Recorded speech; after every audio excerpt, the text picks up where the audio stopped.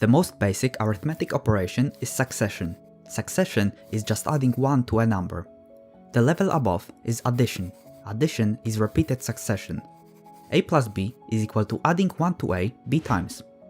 Then we have multiplication. Multiplication is repeated addition. A times b is equal to adding a to itself b times.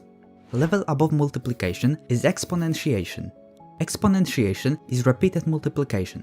A to the power of b is equal to a multiplied by itself b times. The next operation probably many people didn't hear about.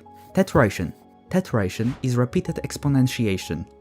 A tetrated to b is equal to a raised to the power of itself b times. In other words, it is a tower of exponents with a height of b. Tetration is a very powerful operation that can generate incredibly large numbers. For example, 3 tetrated to 4 is a tower of 4 threes. To evaluate the tetration, we always start from the top. So 3 to the power of 3 is 27. 3 to the power of 27 is already equal to more than 7 trillion. Multiplying 3 by itself this many times results in a gigantic number. This number has over 3 trillion digits. With just the numbers 3 and 4, tetration can create numbers that are so enormous that it's hard for us even to imagine them. But tetration doesn't always have to generate numbers this big. 1 tetrated to any number is always a 1. Even if we have an infinite tower of 1s, it's still just 1. This is a trivial example, but now consider an infinite tower of square roots of 2. We can write it as the square root of 2 tetrated to infinity. But a more accurate way to express it would be using a limit as x approaches infinity of the square root of 2 tetrated to x. Surprisingly, this infinite tower converges to 2.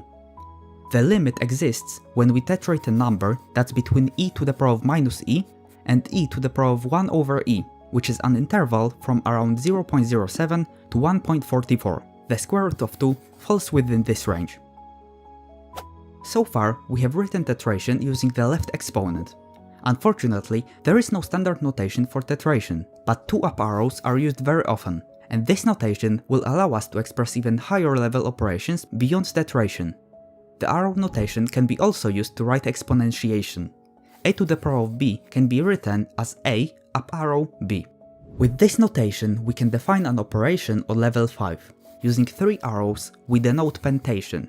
Just like tetration is repeated exponentiation, pentation is repeated tetration. A pentated to b is equal to a tetrated to itself b times.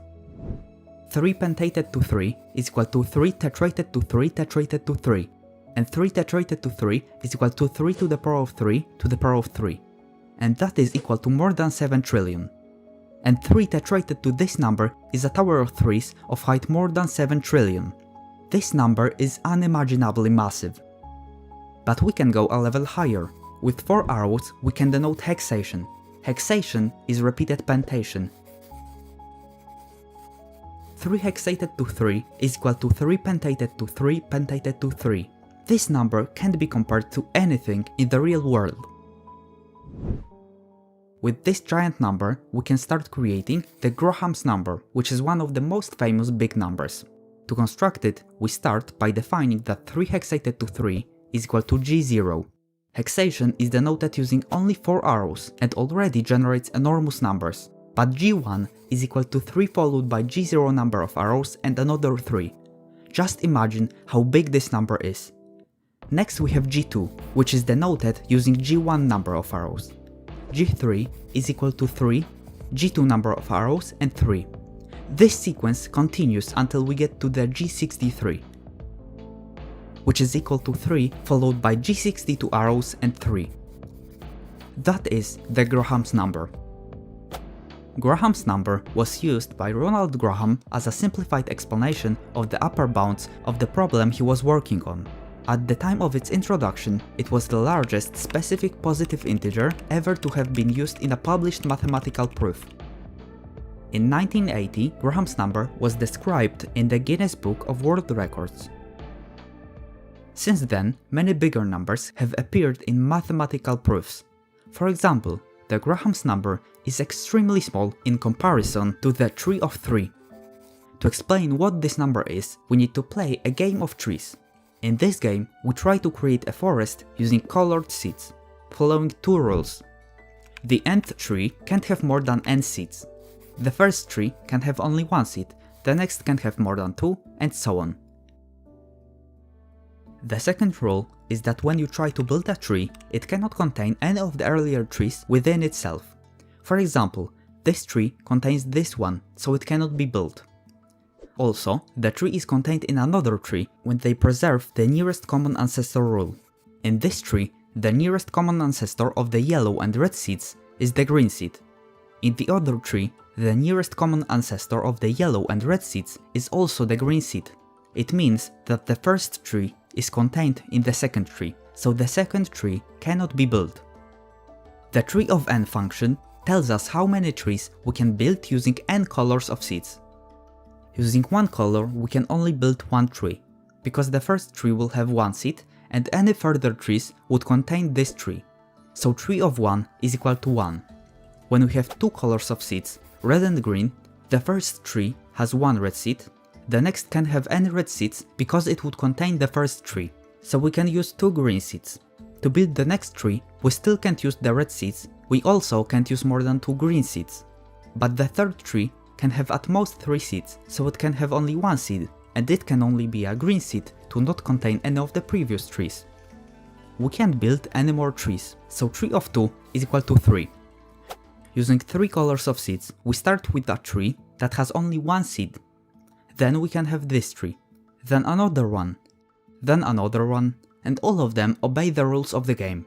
And we can go on, and build more and more trees. The total number of trees we can build using 3 colors of seeds is equal to tree of 3. This number is massive even when compared to Graham's number, but we know that it is finite. Graham's number, denoted as G63, is a colossal number, but we don't have to stop at G63, we can keep going. G64 is defined as 3 followed by G63 arrows and another 3.